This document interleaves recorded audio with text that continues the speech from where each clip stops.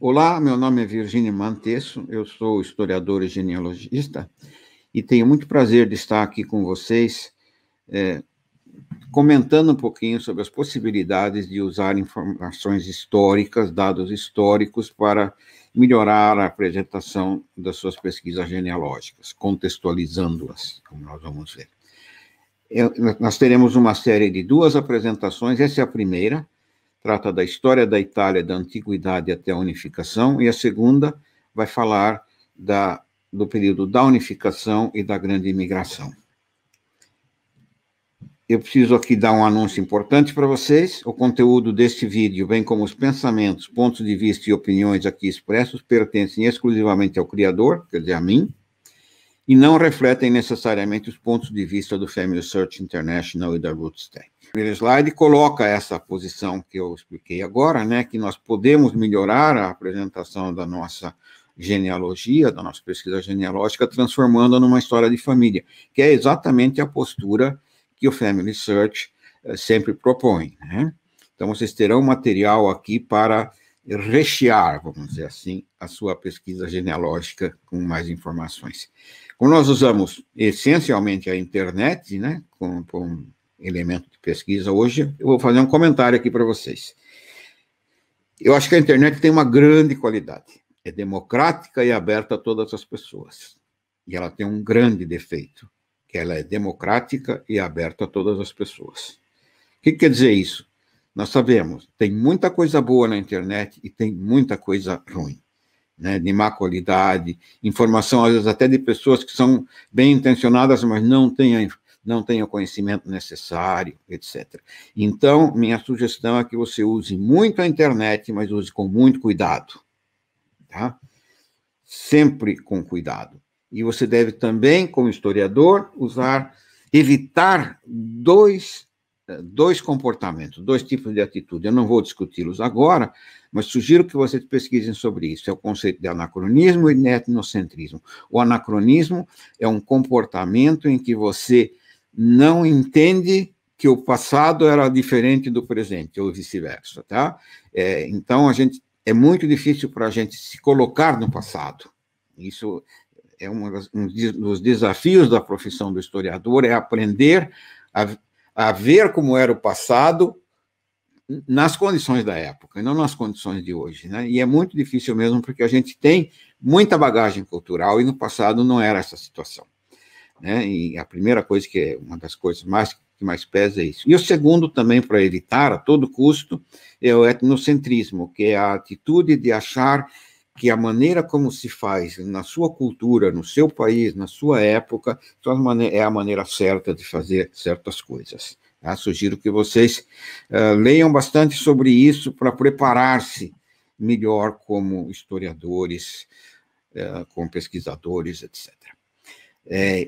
Eu vejo da seguinte maneira, que a vida de uma pessoa no passado, e mesmo atualmente, ela resultava, se for o caso, resulta da interação dinâmica de 3 grupos de fatores: o contexto geográfico e físico, o contexto histórico e social e as características de vários tipos da família e da pessoa mesma em si, né? Os pesos relativos desses contextos vão variar conforme a época, conforme o local e ao longo da vida da pessoa, inclusive. Existe uma frase maravilhosa de um filósofo espanhol chamado Ortega y Gasset, que ele dizia: eu sou eu e a minha circunstância. Então, nós temos que entender que as circunstâncias de vida dos nossos antepassados eram completamente diferentes das nossas.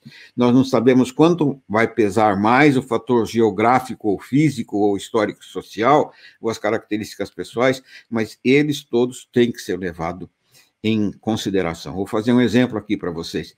Suponha que você morasse, então, aqui, né, que o seu antepassado morasse aqui na Itália. Se ele morasse nessa região que está aqui na parte de cima deste mapa, desta figura aqui, na parte verde, que é a parte da planície padana, do Vale do Rio Pó, ele teria uma condição de vida, né, fisicamente. Se ele morasse lá em cima da montanha, teria completamente outra, né? O inverno na montanha é muito mais rigoroso do que na planície. As condições, por outro lado, na planície, muitas vezes arrisca-se uma inundação, como periodicamente acontece. Então, a vida da pessoa, e cada vez era mais forte ainda no passado, isso aí, é altamente dependente do seu contexto geográfico, físico. Então, pesquise sobre as condições geográficas de onde nasceu e morou, etc., o seu antepassado que você está pesquisando, ou no contexto geral, sua família, etc., né? Não deixe de levar isso em conta, porque isso vai ter muita coisa a contar para você, por causa da profissão dele, características de uma série de coisas. Por outro lado, a Itália tem uma particularidade, nós sabemos disso, nós temos sempre visto notícias, de ter muitos terremotos. Aqui vocês estão vendo, no lado esquerdo, a quantidade de terremotos que existiu nos últimos anos, nos últimos 1000 anos, de várias intensidades, e do lado direito você tem um destaque para os terremotos mais fortes. Veja essa indicação em vermelho aí, média de um terremoto forte a cada 13 anos. É muita coisa, né? É impossível a gente não perceber que isso influencia a pessoa, né? E a maneira dela de viver, de pensar, até a decisão. Eu tenho um bisavô que veio de uma zona de terremoto, e ele saiu de lá poucos anos depois de um fortíssimo terremoto. Eu tenho a impressão que esse terremoto teve muito a ver com a decisão dele de emigrar. Tá? Também na parte histórico-social, a gente tem que levar muito em conta, né? As guerras, por exemplo, que eram muito frequentes na Península Itálica e na Europa como um todo, a agricultura, que tinha muito poucos recursos técnicos, leiam isso aí para ver algumas ideias nessa linha, a saúde era muito fraca, era muito sob risco, vamos dizer assim, né? Os conhecimentos de higiene, os conhecimentos de cuidado médico, a conservação de alimentos, por exemplo, todas essas eram coisas muito difíceis no passado, né? As epidemias causavam muitos mortos, né? E às vezes praticamente esvaziavam pequenas cidades. Como eles não conheciam, né, cientificamente, como é que essas doenças se transmitiam, era impossível ter medidas preventivas, né?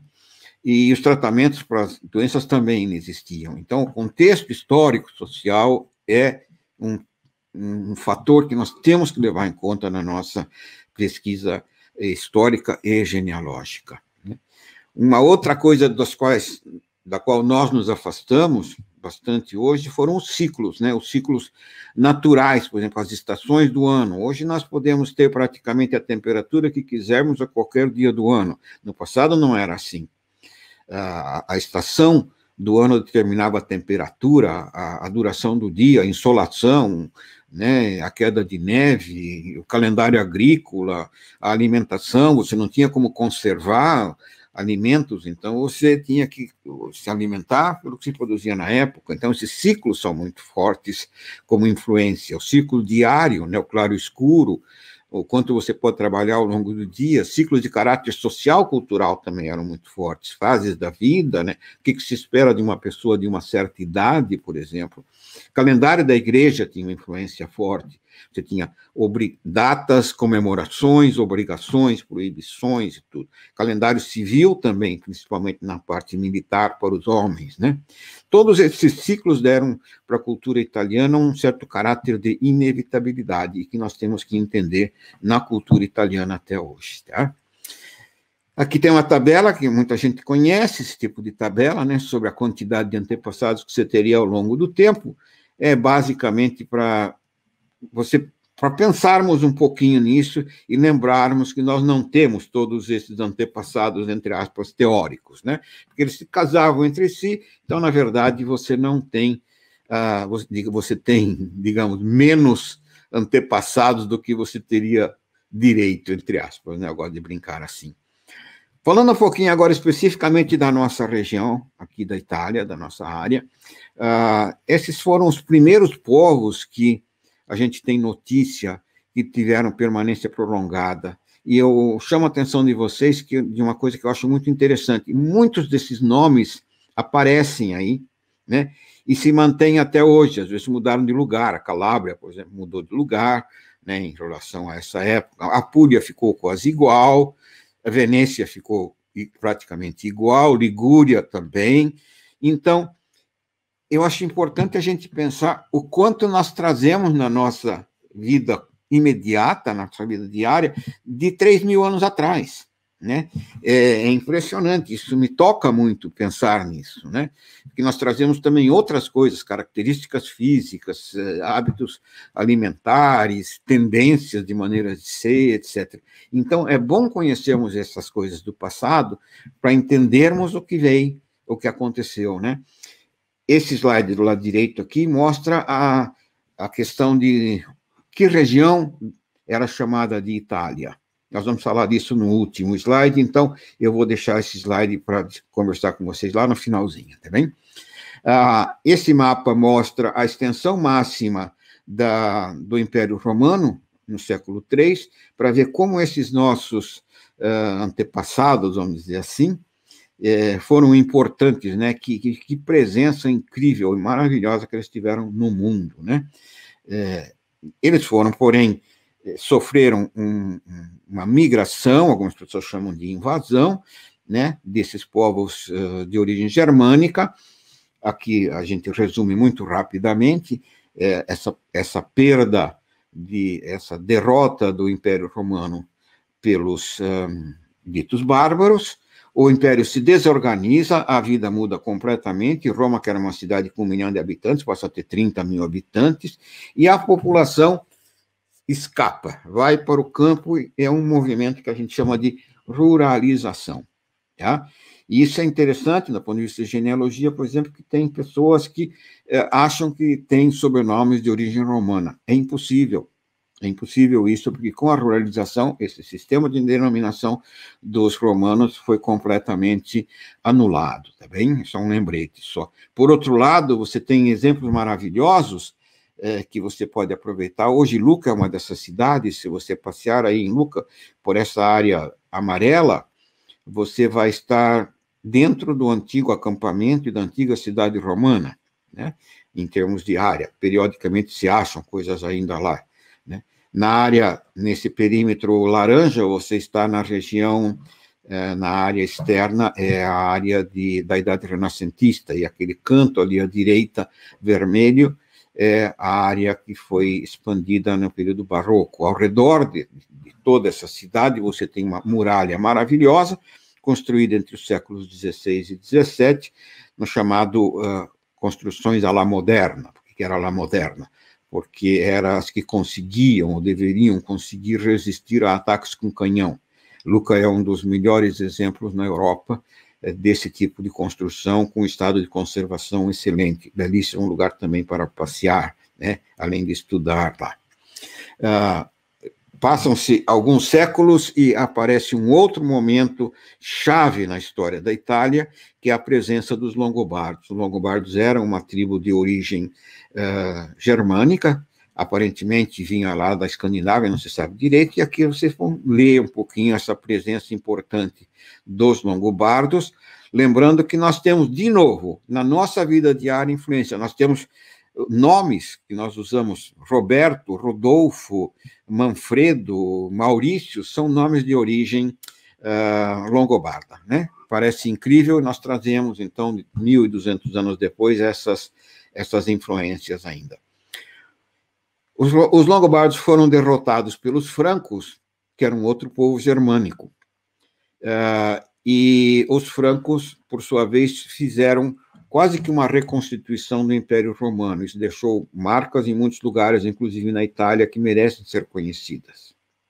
Nos séculos XI e XII, lá na pontinha, no extremo da bota, ocorre um fenômeno muito interessante, que é a integração de populações de diversas origens, latina, bizantina, longobarda, árabe, normanda, com remanescentes de gregos, e a presença muito forte de judeus. Então, isso deu ao sul da Itália uma característica muito marcante, né, que a gente percebe até hoje, que é um povo de uma riqueza cultural muito grande, né, sobre vários aspectos. Então, se você tem antepassado nessa região, vale a pena você estudar essas coisas todas, né, essas muitas e muitas fontes de influências, né. Pouco depois disso, entre os séculos XII e XIV, principalmente no centro e norte da Itália, ocorreu um momento em que as pequenas propriedades começaram a se fortificar e criaram, então, um fenômeno que se chama, historicamente, de encastelamento. Era a construção de pequenos castelos que evoluíram para burgos e, em alguns casos, até para a cidade. Quem viaja, principalmente pela Toscana, vai notar que praticamente em cada topinho de montanha existe um castelinho ou talvez uma cidadezinha. Isso aí ainda são sinais do encastelamento, né? Então, também marcou muito a vida das pessoas e para nós hoje, em termos históricos e até turísticos, é um ponto importantíssimo para a gente aproveitar, né, que eu sugiro que vocês aproveitem. Bom, a gente poderia ir trabalhando nessas ideias todas, porque o território continua se modificando, toda a vida política e tal. É muito interessante vocês pegarem na internet e compararem mapas em intervalos relativamente pequenos de tempo, né, 50, 60, 80 anos, historicamente é um intervalo pequeno, porque vocês vão ver que isso estava em constante mudança, tinha uma dinâmica fortíssima, né? Eu costumo dizer que o mapa da Itália não era uma fotografia, era um filme, né? Cada vez que você olhava, estava ligeiramente diferente, né? Tem um momento, porém, que isso aí se interrompe, que é quando, no finalzinho do século XVIII, o Napoleão invade parte do que hoje a gente chama território da Itália, né? E entre 1796 e 1809 ele ocupa toda a Península Itálica. Isso é um marco muito importante para nós, porque é a primeira vez que, em tempos modernos, a Itália se vê como uma unidade, né? Isso foi muito importante para nós. Quando Napoleão foi derrotado, o Congresso de Viena dividiu a bota, vamos dizer assim, nesses países. Tem a explicação mais ou menos aqui no texto, é um assunto que vocês podem ler bastante na internet, é o período chamado da Restauração. A Restauração segue-se a unificação da Itália através da iniciativa do Reino do Piemonte e Sardenha, que vocês veem aí, né? A partir de 1815 era o Reino de Piemonte e Sardenha, a partir de 1848 ele assume a liderança de diversos monumentos populares que não gostavam da dominação estrangeira, que tinha sido imposta pelo Congresso de Viena, e nessas datas que vocês veem marcadas por aí, se processa a unificação da Itália, tá? Eu vou terminar explicando para vocês aquilo que eu tinha falado lá no início, da questão do uso do nome Itália. A gente precisa tomar muito cuidado, né? No passado, e desde o século V, como vocês veem aí, usava-se o nome Itália, mas o sentido era geográfico, né? Referia-se, podia-se falar da música italiana, da pintura italiana, do Renascimento italiano, até da culinária e da história, mas sempre se referindo ao espaço geográfico da Península Italiana, tá? Ou da Península Itálica.